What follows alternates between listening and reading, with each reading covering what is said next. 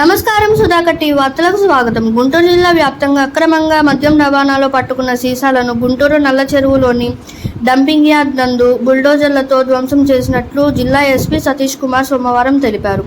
సాధారణ ఎన్నికల సమయంలో పెద్ద ఎత్తున అక్రమ మద్యాన్ని స్వాధీనం చేసుకున్నామన్నారు. ధ్వంసం చేసిన మద్యం సీసాల విలువ సుమారు 45 లక్షల విలువ ఉంటుందని ఎస్పీ మీడియాకు వెల్లడించారు.